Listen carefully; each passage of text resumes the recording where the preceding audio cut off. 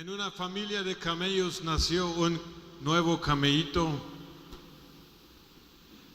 y después de unos días de andar de camellito se acerca a su papá y le dice: papi, yo tengo un montón de preguntas sobre la vida de los camellos, soy nuevo en eso y tengo muchas preguntas. Entonces el papá dice: mijo, con confianza, acércate, ¿cuáles son tus preguntas?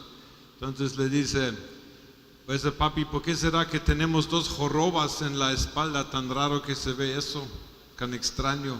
Es que, hijo, tú no sabes, dice el papá, es que los camellos viviendo en los desiertos tenemos que cruzar el desierto, no hay agua, a veces no hay oasis por 2-3 semanas, pero estas jorobas nos sirven como especie de depósito de agua y podemos caminar 2-3 semanas sin tomar agua. Wow, dice el chiquito, yo no sabía eso, tremendo, me gusta. Y papi, ¿por qué será que los camellos tenemos 2 sets de párpados? Tan extraño, todos los demás animales pues tienen solo uno, y siempre me confundo con eso. No. Entonces el papá dice: es que, hijo, tú no entiendes, en el desierto se levantan tormentas de arena y la arena como duelen los ojos, pero los camellos bajamos uno de los párpados y nos protege el ojo y podemos caminar en medio de la arena. Wow, dice el chiquito, me gusta eso. Y papi, ¿y por qué será que nuestras patas son tan anchas, tan enormes, tan grandísimas? ¿Por qué será? Es que, hijo, tú no sabes, en nuestras extensas caminatas por los desiertos tenemos que subir las dunas, bajar las dunas, y la arena es muy suave y uno fácilmente se puede resbalizar, pero con estas patonas nos paramos firme y no nos pasa nada. ¡Wow! Dice chiquito, me gusta eso. Entonces se va, como los niños, se va a jugar. De repente regresa todo pensativo el camellito y su papá lo nota y dice: ¿qué tienes, hijo? Entonces, pues papi, realmente tengo una pregunta más. Con confianza le dice su papá: pregúntame lo que tú quieras preguntarme. Entonces el chiquito dice: papi, si todo eso lo que tú me dices es cierto, ¿qué entonces estamos haciendo en el zoológico? Amén. Y ese es el problema de muchas partes de la iglesia, por supuesto no de la red, que estamos preparados para los desiertos y nos escondemos en nuestro zoológico llamado iglesia. Amén. Y yo pienso que Dios nos preparó para conquistar este mundo con un buen mensaje, el mejor mensaje del universo y de la historia. Amén. Y este mensaje tú lo tienes en tu corazón, tú eres un portador del mejor mensaje. ¿No será que es tiempo para buenas noticias en México? No sé todos los problemas que tienen, pero los pocos que conozco ya es suficiente, ¿verdad? Amén. Necesitamos buenas noticias, necesitamos noticias que transforman vidas, y que no solo transforman vidas, sino transforman matrimonios, familias, empresas, escuelas y hasta, ¿cómo se llama? López Obrador también necesita un poquito de eso. Amén. Yo creo que nosotros tenemos el mejor mensaje del mundo. ¿Y para qué esconderlo? Tendremos que ser locos, amputados de cerebro, de no comunicar este mensaje. Una vez una señora que estaba embarazada le dio instrucciones a su esposo, le dijo: mira, cuando ya estoy en el hospital y cuando ya me he aliviado y ya se sabe si es hembra o varón, aquí está una lista de 10 personas a quien tienes que llamar, por favor, en orden. De plano que la mamá, la suegra, etc. Entonces llegó el día, tuvo el bebé, el hombre llamó a la primer número y dijo: ya nació nuestro, no sé qué era, hijo o hija. Es una historia verdadera. Entonces marcó el segundo número, ocupado. Marcó el tercer número, ocupado. Ya no logró llamar a ninguno más. ¿Por qué? Se regó la bola. Pero así rápido se regó la bola. Solo hizo una llamada y ya no le alcanzó a llamar a la lista. ¿Por qué? Porque las buenas noticias se reparten rápido. Es cierto, uno no los detiene. No tienes que obligar, mira, decime una buena noticia. No. Tenemos que sacar la buena noticia del Evangelio, amén. Y por eso es bueno de que hagamos un énfasis en estos días sobre el corazón de evangelista, amén. Porque los evangelistas son los que llevan ¿qué? El Evangelio. ¿El Evangelio qué significa? Buenas noticias, amén. Entonces en esta noche no sé de qué habló el hermano anoche, pero ya oí de que habló de que tenemos que también tener el mismo corazón de compasivo como Jesús. Tú lo mencionaste, amén. Entonces hoy quiero hablar un poquito más de Jesucristo, de como nuestro modelo de evangelista, amén. Y entonces tenemos que empezar con algo que no les puedo ahorrar, pero es necesario. Si yo te preguntara, ¿para qué murió Jesús? ¿Cuál respuesta sería la primera que tú me das? Algunos dirán, para perdonarnos, amén. ¿Es cierto? Amén. ¿Para qué más murió Jesús? Es que por esta máquina no oigo nada. Para salvarnos. ¿Para qué más murió Jesús? Reconciliarnos. ¿Dijo algo? Entonces les invito a abrir sus Biblias en 2 Corintios 5, 14 y 15. Y aquí vamos a encontrar una razón, algo no tan conocida, por qué y para qué murió Jesús.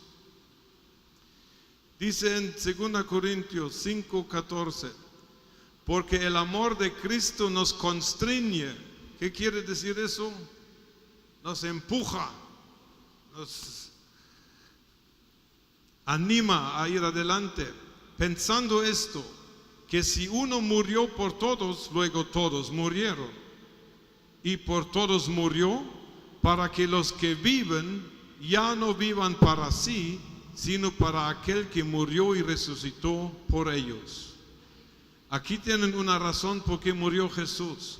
Jesús murió por ti para que tú ya no vivieras para ti.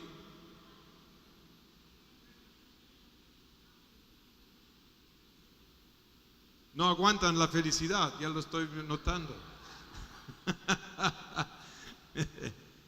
Miren, Jesús murió por los que iban a creer en Él, para que estas personas dejaran de vivir ¿para quién? Para sí mismos. Sino que ¿para quién? Para aquel quien murió por ellos. Entonces, si estamos hablando de un corazón de evangelista, deberíamos aprender la actitud de Cristo. Desde el momento en que tú aceptaste a Cristo, tú deberías dejar de vivir para ti. Deberías dejar de aprovechar el Evangelio para ganarte la salvación, sino deberías entender que el Evangelio de salvación es para que tú dejes de vivir para ti, para que otros lo lleguen a saber. ¿Saben cuál es el propósito mayor y principal de la iglesia? La iglesia existe principalmente para aquellos que todavía no son parte de ella. Amén.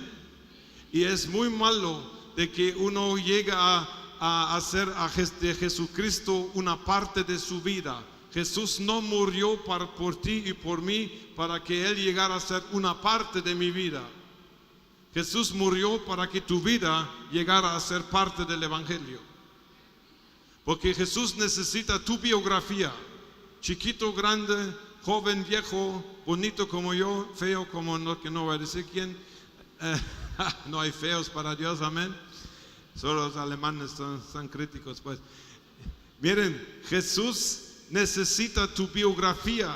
Él necesita de que tu vida, con tus fracasos, tus éxitos, tus catástrofes, tus glorias, tus conocimientos, tus experiencias, tus quebradas. Jesús necesita toda tu vida. ¿Para qué? Para que le sirva al engrandecimiento del Evangelio. Jesús necesita lo que tú has experimentado, lo bueno y lo malo, para que esto se convierta en un mensaje para la gente. Amén. No debemos evangelizar a la gente como moldes. A veces tratamos de ganar a la gente según algún método evangelístico que hemos aprendido. Nos aprendemos de memoria las 4 leyes espirituales o las 5 leyes de eso y tratamos de meter a la gente a un molde, pero el problema es el siguiente: Dios nos hizo a todos únicos. Biológicamente todos tenemos una ADN única, ¿cierto? Espiritualmente, según 1 Juan 3:9, tú tienes una ADN espiritual única. Entonces tú no puedes alcanzar al mundo, a todo el mundo con el mismo método.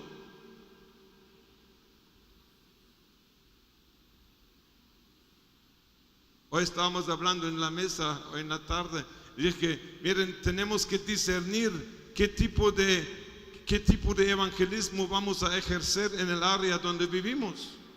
Si tú vives en un área donde los testigos de Jehová ya pasaron 100,000 meses a las puertas, te apuesto una cosa: si tú vas a tocar puertas, te las van a cerrar, ¿verdad? Te van a decir, los testigos, por favor váyanse a donde quieran, pero no se metan conmigo, ¿verdad? Entonces tenemos que ser flexibles. Necesitamos empezar a pensar cómo puede servir mi vida para el evangelio. Y tengo un buen mensaje: tu vida es muy relevante para proclamar el evangelio. Tú puedes alcanzar a personas que ninguna otra persona puede alcanzar. ¿Es cierto? Es que tú vas a tener contacto con personas que yo nunca voy a ver en toda mi vida. ¿Es cierto? Pero si tú esperas de que yo llegue a predicarle el evangelio a tu vecino, olvídelo, yo no voy a llegar allá nunca. Necesitamos aprovechar estas riquezas que nos ha dado. Pero la actitud básica, ¿cuál debe ser? Yo tengo que dejar de vivir ¿para quién? Para mí mismo. La Biblia tiene una gran promesa para los que deciden ya no vivir para sí mismos. ¿Es cierto?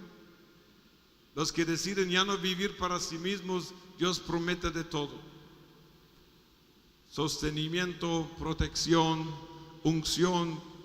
No te va a hacer falta nada nunca. Y yo pienso que a veces el grado de la falta de deficiencia que experimentamos tiene que ver con el grado de que no estamos dispuestos a vivir 100% para el evangelio y todavía queremos vivir un poquito para nosotros. ¿Es cierto? Ahora, ¿quién nos puso el gran ejemplo de no vivir para sí? Jesús. Hemos leído, o leamos mejor, Filipenses 2, del 5 al 9. ¿Están todavía conmigo? Muy bien. Filipenses 2, del 5 al 9. No hay versículos hoy. Para más rápido se lo cuento. Dice que haya pues en vosotros la misma actitud que hubo también en Cristo Jesús, el cual, siendo ¿qué? ¿Qué dice? Siendo en forma de Dios, no estimó el ser igual a Dios como cosa a que aferrarse. Empiece. Aquí pueden ver, Jesús tomó una decisión. Ya no voy a vivir para mí, siendo Dios. Y seguramente no tenía problemas. Luego, ¿qué dice? Sino que se despojó a sí mismo, tomando forma de siervo, hecho semejante a los hombres. Y estando en la condición de hombre, se humilló a sí mismo, haciéndose obediente hasta la muerte y muerte de cruz. Por lo cual Dios también le exaltó hasta lo sumo y le dio un nombre que es sobre todo nombre, etc. ¿Qué aprendemos de Jesús aquí? Aprendemos de que Jesús decidió: la humanidad es tan valiosa, aún en su estado perdido y depravado, pero es tan valiosa de que yo deje de vivir por mí mismo y voy a renunciar a mi forma de ser divina y voy a llegar a ser hombre. ¿Es cierto? Eso es lo que dice más o menos. ¿Lo resumí bien? Muy bien. Despojarse quiere decir en griego se vació. Cuando Jesús llegó a este planeta de bebé, de su madre María, Jesús estaba vaciado de su identidad divina y nació como un bebé humano igual como tú y yo, con una diferencia: no tenía contacto con la línea de Adán de pecado. Por eso tenía que nacer de la Virgen. Amén. Muy bien, ahora, óiganme, ¿hasta qué punto amas tú al pecador que quieres ganar para Cristo? ¿Lo amas hasta el punto de despojarte a ti mismo? ¿Dejar de vivir para ti?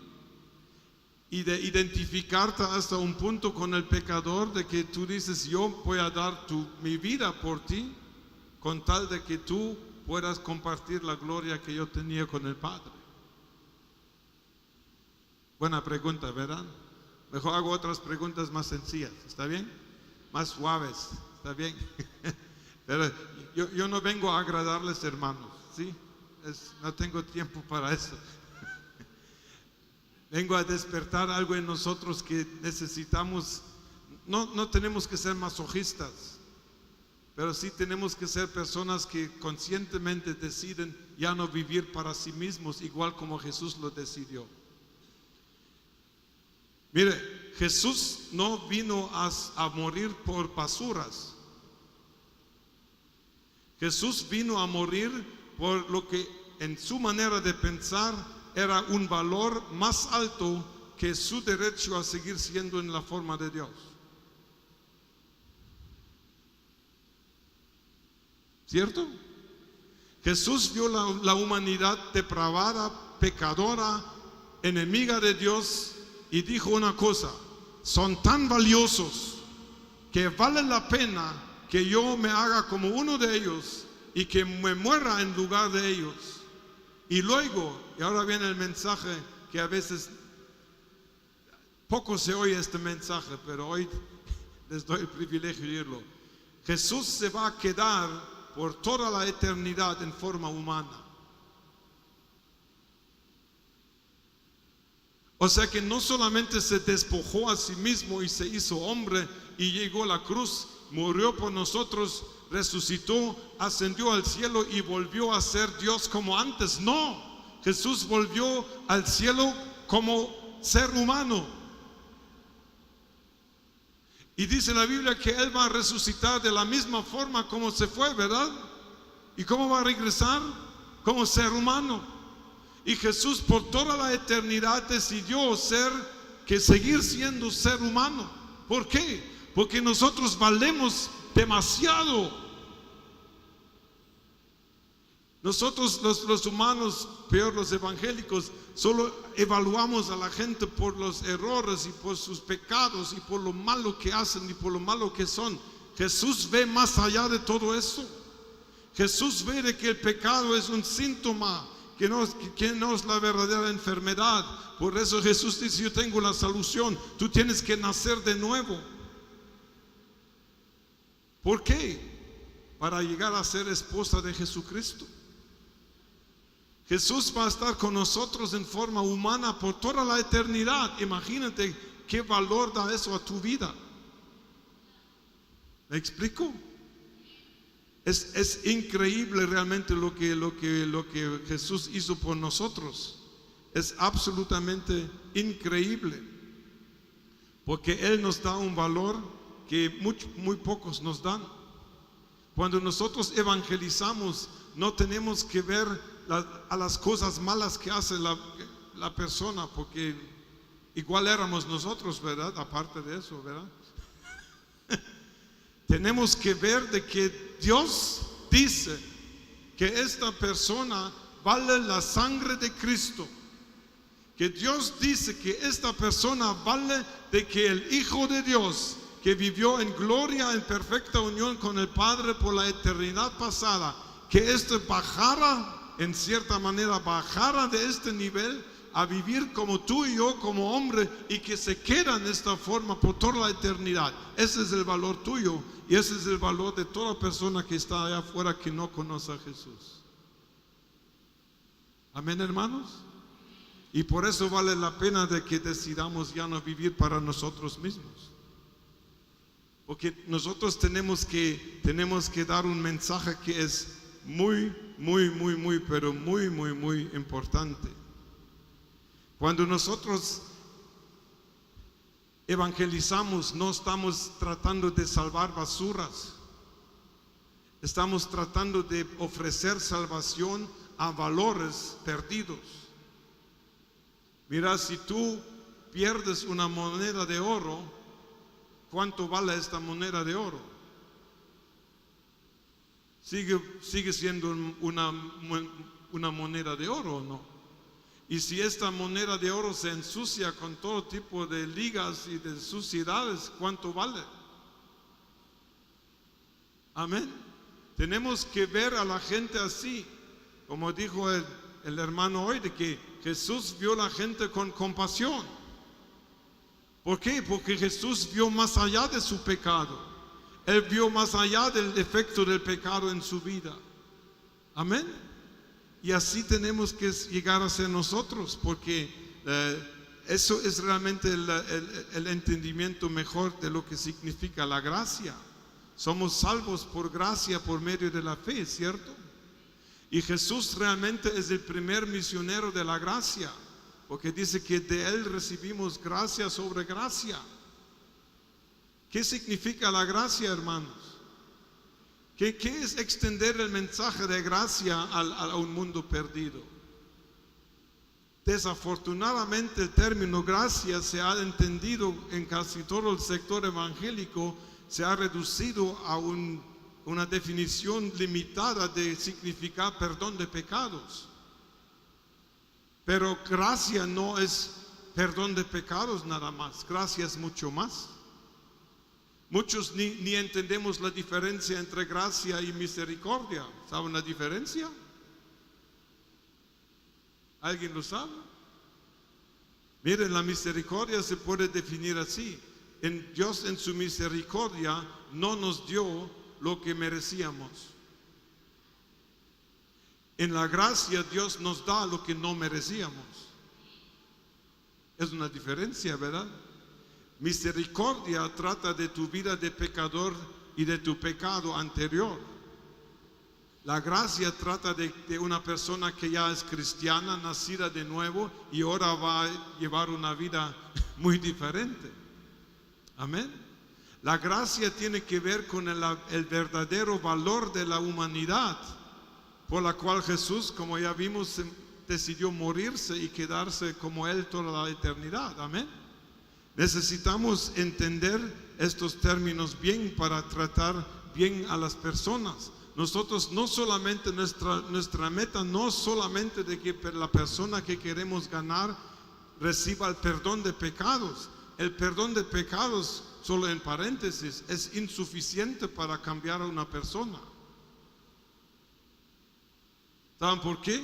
Cuando usted va al jardín y quita la mala hierba y solo la corta por encima, ¿qué va a pasar? Ese se tiene que arrancar con todo completo, ¿verdad? El perdón de pecados no cambia la identidad de la persona. Mire, mi ejemplo favorito es esto. No sé si pasa en México esto, en Guatemala nos pasaba a veces que el vecino tenía un perro que ladraba toda la noche. ¿Existe eso a veces? Muy bien. ¿Y cómo es de bonito, verdad? Y te lleva al punto de ejercer el perdón, ¿verdad? Entonces tú en tu gran misericordia, tú le perdonas al perro vecino que está ladrando toda la noche. ¿Sabes qué? Tu perdón no cambia su identidad. La próxima noche, ¿qué va a hacer? Necesitamos nacer de nuevo. Amén. El perdón de pecados es realmente insuficiente si no entendemos de que con el mismo perdón de pecados hemos recibido una nueva naturaleza. Según 2 Corintios 5:17, por ejemplo. Y tenemos que ver esto en las personas a quienes queremos alcanzar. Tenemos que verlos con los ojos de Dios. ¿Y Dios qué ve Dios en las personas perdidas? ¿Qué ven ellos? Valores eternos, ¿verdad? Valores eternos que están por el momento perdidos, o tal vez sucios, o tal vez mal comportados, mas sin embargo siguen siendo ¿qué? Valores eternos.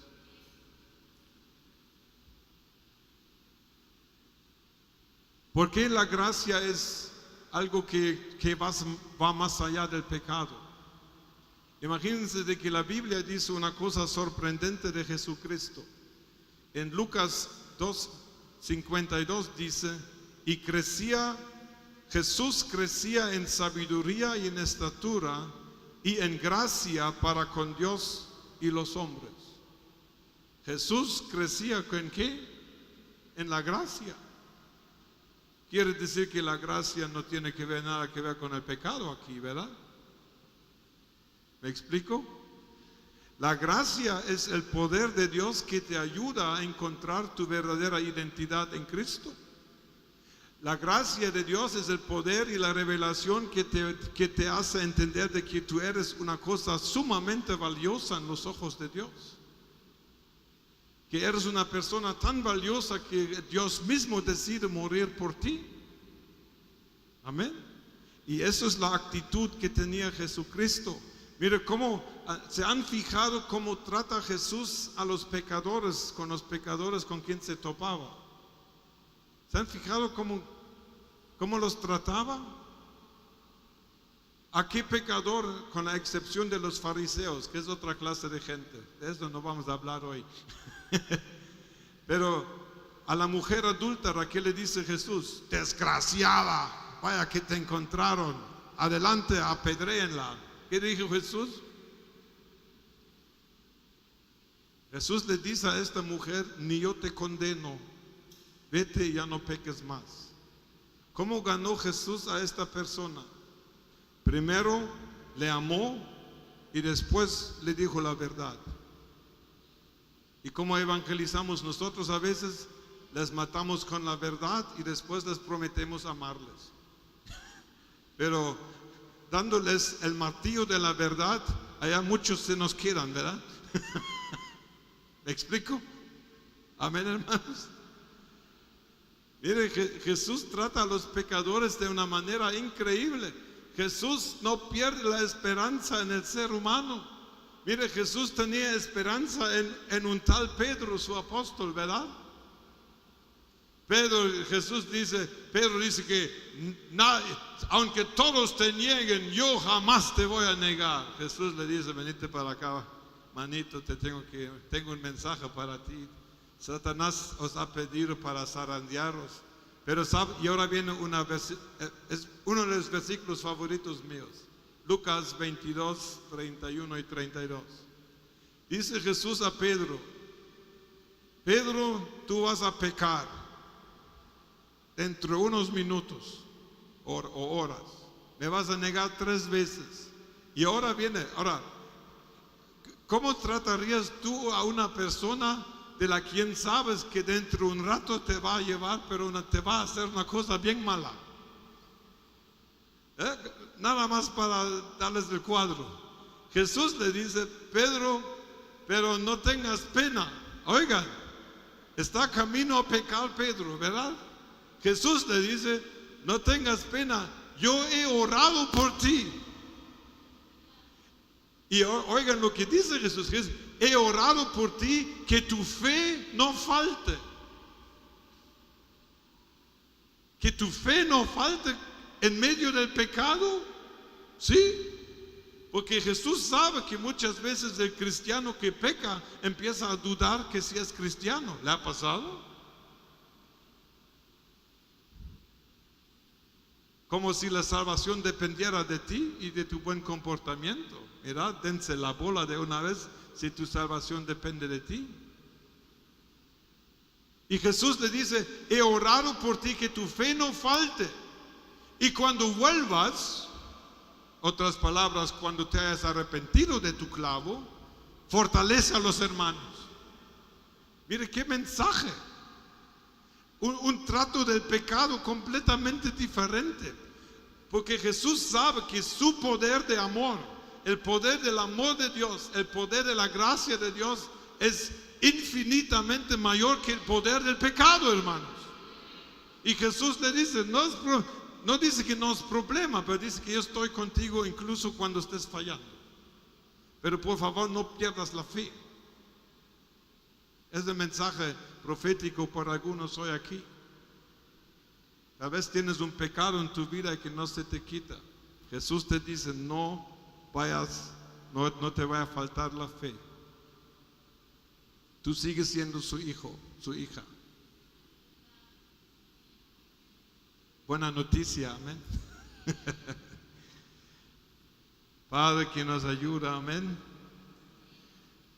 Jesús vino a enseñarnos lo que realmente es la gracia de Dios y de cómo se deben ver a los pecadores, amén. La segunda cosa que podemos aprender de Jesús, o la tercera, ya perdí la cuenta, ustedes me corrijan por favor, es de que Jesús tenía una relación con el Espíritu Santo ejemplar. ¿Es cierto? Jesús evangelizaba a la gente en el poder del Espíritu Santo. ¿No dijo Jesús a la iglesia temprana, recibiréis poder cuando haya venido sobre vosotros el Espíritu Santo y me seréis testigos en, ¿cómo se llama el barrio aquí? Burócratas, en el barrio de Burócratas, en Monterrey, en Nuevo León y hasta lo último de la tierra, lo cual desde el punto de aquí es Alemania, por supuesto.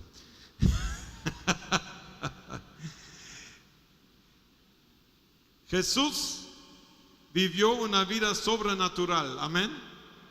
Y Jesús ganó a la gente que ganó por su relación íntima, sobrenatural con el Espíritu Santo. Si nosotros queremos alcanzar a gente, no necesitamos aprender métodos evangelísticos, necesitamos aprender a escuchar la voz del Espíritu Santo. Necesitamos a oír lo que Dios dice de una persona particular, porque Jesús no evangelizó a todos igual. Al joven del problema de la, ¿cómo se llama?, del dinero, no le dijo arrepiéntete y acéptame. No, Jesús a cada quien le dio en el clavo. Por el Espíritu Santo Jesús sabía que el problema de este muchacho es de que tiene amor al dinero. ¿Sí? A otra persona Jesús le dice, mira, tu problema, la mujer, es que la mujer no había recibido amor y por eso acabó en adulterio. Jesús le sana su problema, ¿ya? Y Jesús no le dice desgraciada, adúltera. Y lo que sí quiero saber es que qué escribió Jesús en la tierra, ¿verdad? Tenemos 2000 años de especular qué escribió Jesús en la tierra. Yo sé qué escribió Jesús en la tierra. No lo sé. No se sabe. Pero lo interesante es dónde está el hombre. Realmente lo que estaban haciendo los fariseos era quebrar la ley, porque la ley decía que cuando hay un adulterio y mire, encontraron a esta mujer en el acto del adulterio y estos fariseos solo jalan a la mujer frente a la tribunal. ¿Y el hombre qué? ¿Dónde está el hombre? ¿Era mexicano? No, espero que no. Que no sé cómo se coló, ¿sabes? En fin, que era ilegal lo que estaban haciendo ellos con esta mujer. Y por eso en parte Jesús ni les hizo caso. Jesús tenía una relación con el Espíritu Santo tal de que él sabía qué preguntar, qué decir o dónde callarse en respecto en el evangelismo. Y esto tenemos que aprendernos.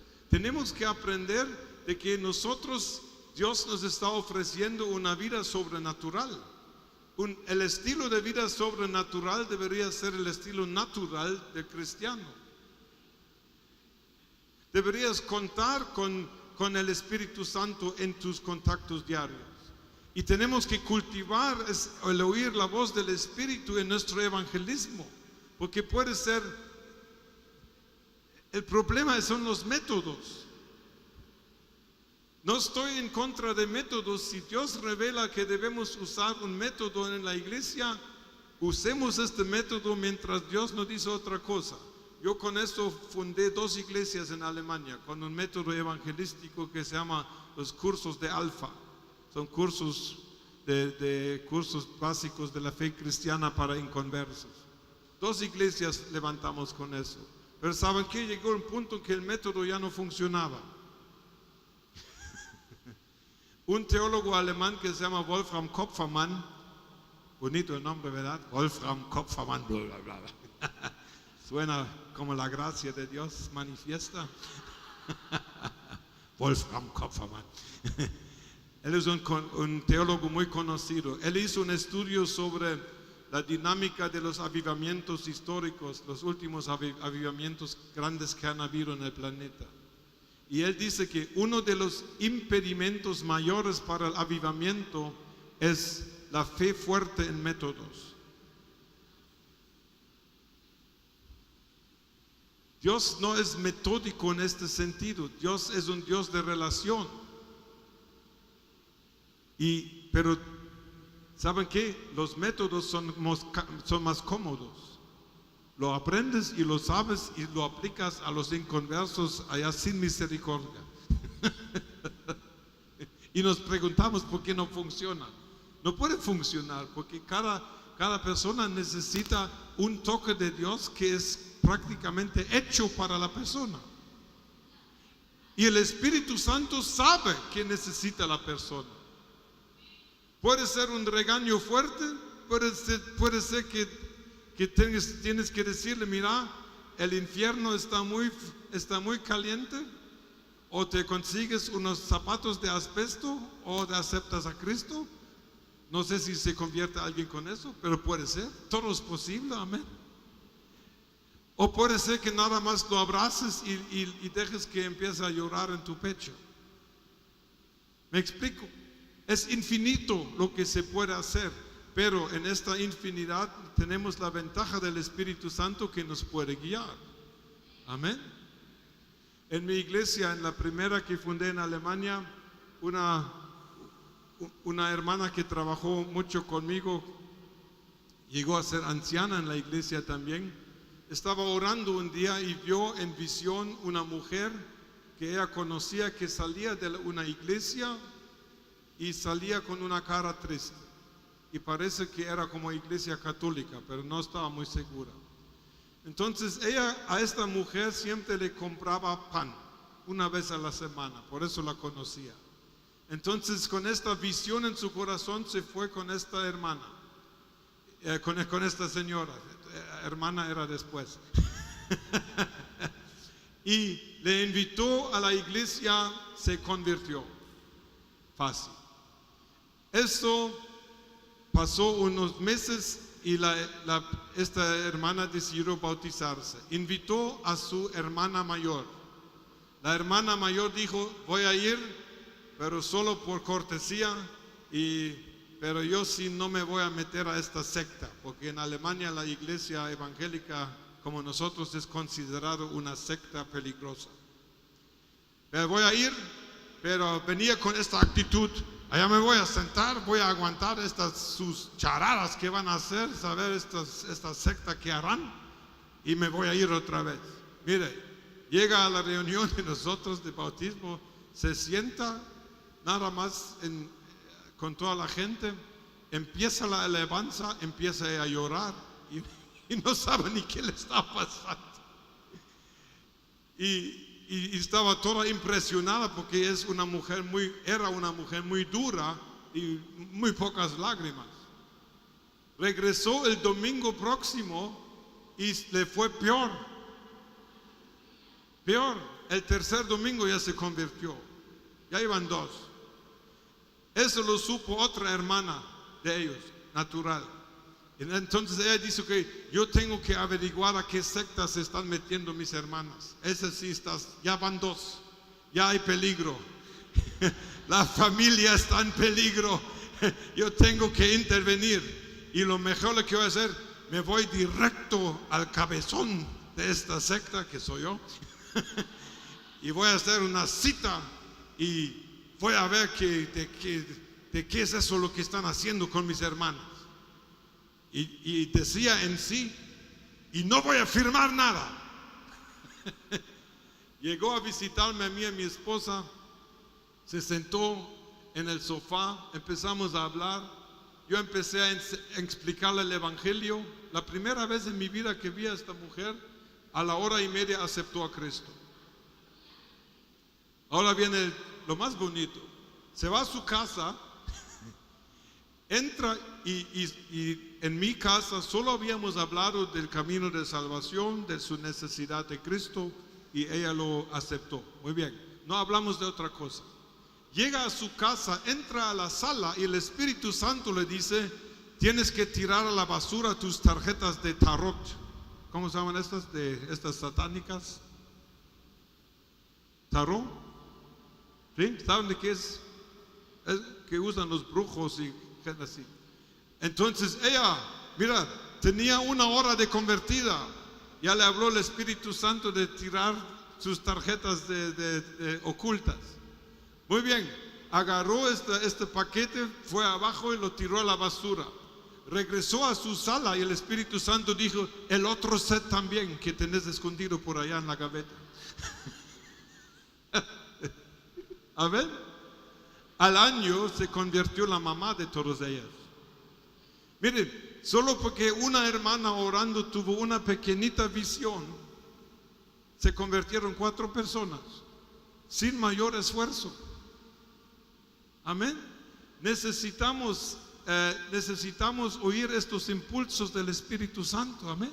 Necesitamos aprender a caminar como Jesús, guiado y lleno del Espíritu Santo, oyendo del Espíritu, recibiendo instrucciones específicas para qué necesita tal y tal persona. Y esto cualquiera lo puede hacer, ¿es cierto? Porque todos tenemos el Espíritu Santo. Amén. ¿Cuántos dicen amén? Y si el Espíritu Santo está aquí adentro, ¿sabes qué pasa cuando tú visitas a la casa de tu vecino que no conoce a Jesús? Pues el Espíritu Santo está visitando esta casa porque está aquí adentro. Se mete prácticamente a escondidas, se mete contigo a la casa y a ver lo que el Espíritu te revela. Amén. ¿Estamos dispuestos a trabajar así? ¿Estamos dispuestos a tener este corazón de decir: no voy a tratar de ganar a la persona con un método, voy a tratar de oír de Dios qué es lo que necesita esta persona para salvarse? Amén.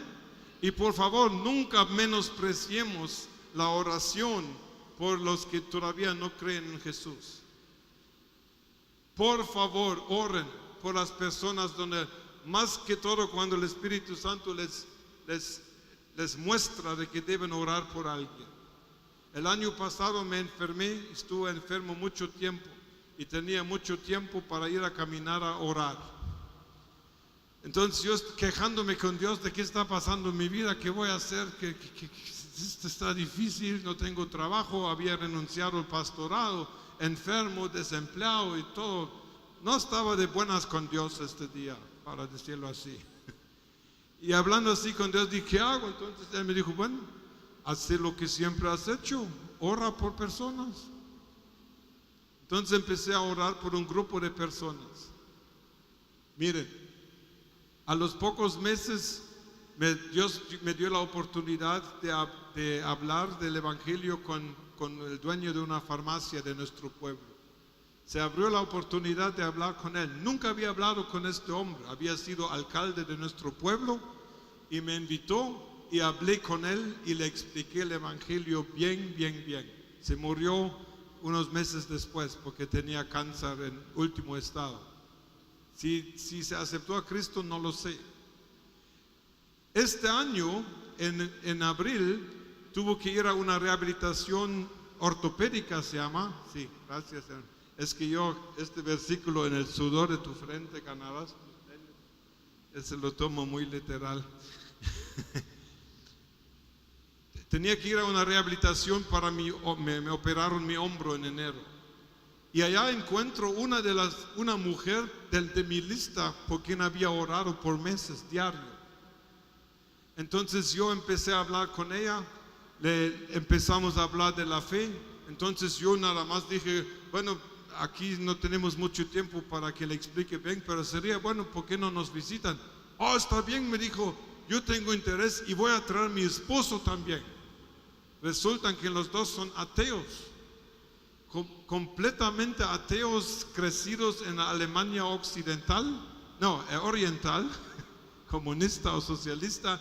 Nunca supieron nada de iglesia ni de Biblia. Allá tenía que empezar a explicar las cosas antes de Adán porque no sabía nada, cero, y gente estudiada. Y miren, ahorita tenemos una amistad con ellos y nos visitamos. Nosotros con mi esposa le hablamos de lo que Jesús hace en nuestra vida y ellos nos platican de cómo disfrutan su ateísmo. Pero la cosa es de que saben una cosa sorprendente. La vez pasada que nos visitaron, me dijo el hombre, mire, tengo una pregunta. Miren, ateos completos. El próximo año vamos a cumplir 35 años de casados y quisiéramos hacer una ceremonia de renovación de votos y quisiéramos que tú dirigieras esta ceremonia. Yo soy pastor y pastor alemán, peor. Miren, pero miren, todavía no se han convertido, pero ¿saben qué? Todo inició orando por esta persona y ahorita ya estamos hablando con ella. Desde ya le regalé un libro y hablamos abiertamente de la fe y Dios lo va a usar, amén. Miren, nosotros tenemos un Dios sobrenatural y Dios tiene hijos sobrenaturales. Voltéate a tu vecino y decirle, hola mi hermano sobrenatural.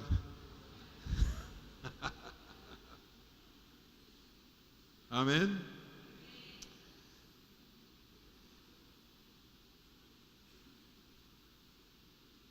Lo que pasa es en la iglesia es lo siguiente, y con eso voy a terminar. Nos hemos acostumbrado mucho a que otros hacen la obra del ministerio. Por este sistema de pastor que tenemos y el liderazgo, pensamos que el pastor y los líderes, ellos son los responsables de evangelizar y todo. Pero no, Dios te necesita a ti. Porque tú puedes hablar con personas con quien tu pastor jamás va a tener contacto. Y tú tienes un mensaje que dar, ¿o no es cierto? Y si el único mensaje que tienes es que tú no eras cristiano, aceptaste a Cristo y ahora eres cristiano y hay un cambio suficiente. Pero este mensaje tiene que ser oído. Y cuando tú aprendes a caminar con el Espíritu Santo, tú puedes tocar personas. Yo a veces profetizo sobre meseros en restaurantes. Es muy bonito porque no se pueden correr. Es que me tienen que atender y lo hago antes de pagar. Bueno. He profetizado sobre gente o orado por gente en supermercados. Si el Espíritu Santo me guía a hacer esto, ¿por qué no? Pero estamos dispuestos a oírlo. Estamos dispuestos a caminar con el Espíritu de esta forma. Es una vida muy maravillosa porque nunca sabes lo que te va a pasar. Amén. Entonces aprendamos de Jesús. Aprendamos de Jesús estas tres cositas. Primero, dejemos de vivir para nosotros mismos. ¿De acuerdo? ¿De verdad? Aprendamos de Jesús de que crezcamos en gracia y que veamos a la gente con los ojos de la gracia. Amén. Y aprendamos de Jesús de que como Él manejaba su vida guiado por el Espíritu Santo. Bien tranquilo, nada de estrés. Cuando el Espíritu te dice algo, hazlo. Y si no te dice nada, no hagas nada. Está bien, tranquilo como Camilo, quieto como Anacleto, feliz como lombriz. Amén.